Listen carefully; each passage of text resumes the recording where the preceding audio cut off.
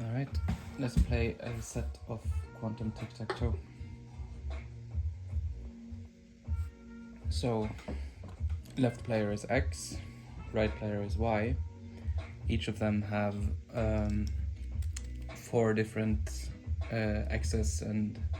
not Y, sorry, O. X and O. And each of them have 4 different pieces that they can lay out in 4 different colors. But because each piece can be in a quantum state, there are several dice to represent each of them. And then there is a 5th set, and this one goes to whoever begins, because then that's the maximum number you can put on the board. Alright, so if I were to play just classically tic-tac-toe, X would start, and then it's O's turn, and then it's X's turn again. Let's put this one here, I guess. And then O would have to put theirs there. And then X would maybe do like this, and then O would go here. And X would, so this is X, would try for this one, and then O would have to go for this one, and then X would have to go for this one, and it would be a draw. Now the trick is, actually in this case I did it wrong. Each of these would have to point with the 1 upwards when I did this now, because that signifies that there is a 100% probability that the X's and O's are where we expect them to be. So by drawing in the board now, we just see, okay, this was an O, this was there, this was an X, this was there, this was an O, this was there, this was also an O, this was there, this was an X, goes up here, and this was an X, goes over here, X, and then O, and then X again. So by looking at the result, we can see that, as expected, we get a draw in this case. Alright, let's wipe the board and try some quantum moves.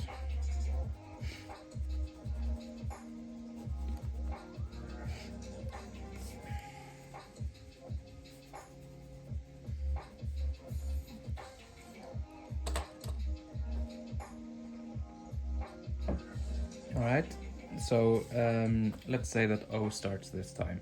So that means that they start with the top one. And they want to put their O in a superposition. Now, a superposition means that it has 50-50 chance of being in one of 2 squares.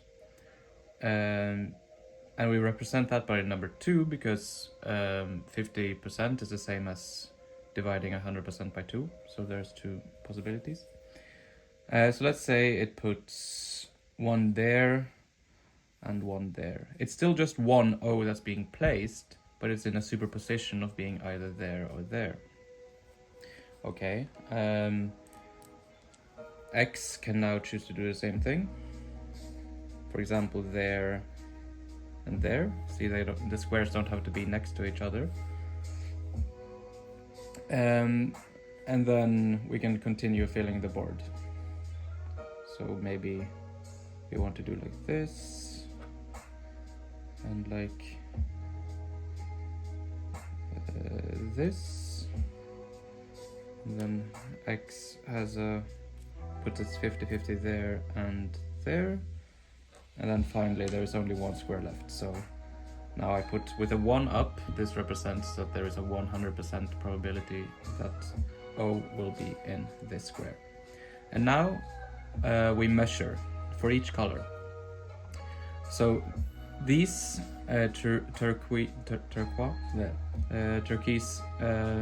dice have the 2 up, meaning that there's a 50-50 chance of being in one of those 2 squares.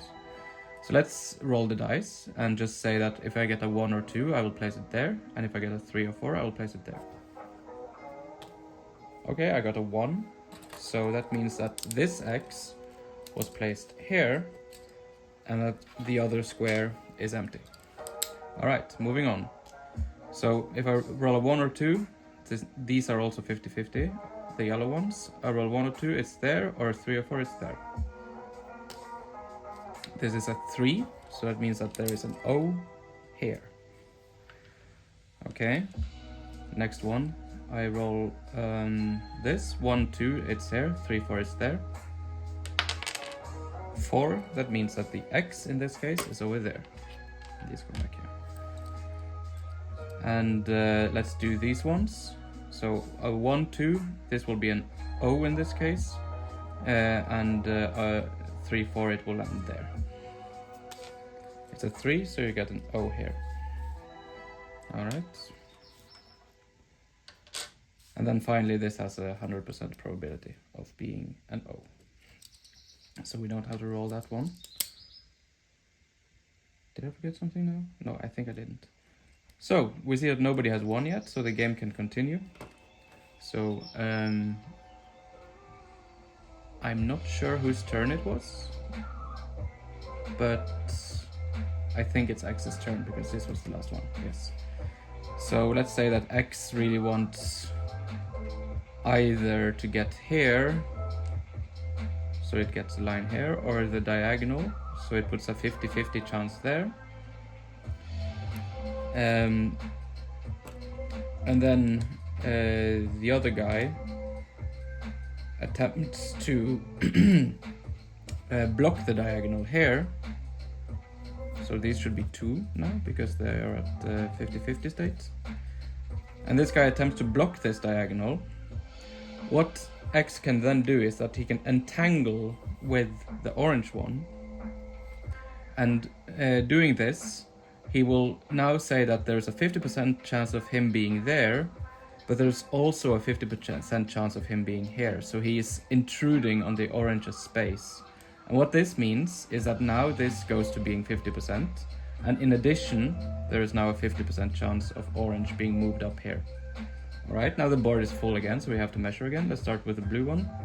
So 1, 2 is left and 3, 4 is right. That's a 1, so we get an X here. So now we can see that X has already won in this case, actually. But let's see what would happen if we had rolled the other way. So we got an X up there. Now, whether X wins or the game continues depends on the value that we get here. Like, is it OX or is it XO? Actually, interesting. I only now noticed. In this case, X has already won, because if X is up there, he wins there. And if X is down there, he wins there. And O has no way of winning. Huh, that's interesting. But anyway, let's roll. So if I get 1, 2, the orange one, so that would be a O, would be up there. And 3, 4, the O is down there. 1, 2, so the O is up here.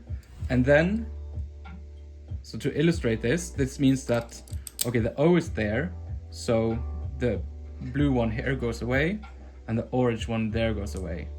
So therefore, since this is O, the other one has to be X.